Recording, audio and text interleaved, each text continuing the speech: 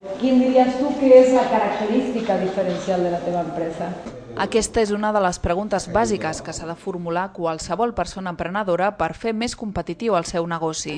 El taller de competències directives, impulsat per l'Ajuntament de Santa Coloma de Gramenet, ajuda a resoldre aquesta i moltes més qüestions a empresaris i empresàries de les petites i mitjanes empreses colomenques. El taller té com a objectiu analitzar i aplicar 5 competències directives: planificació estratègica, comunicació interpersonal, gestió del temps, gestió del conflicte i negociació.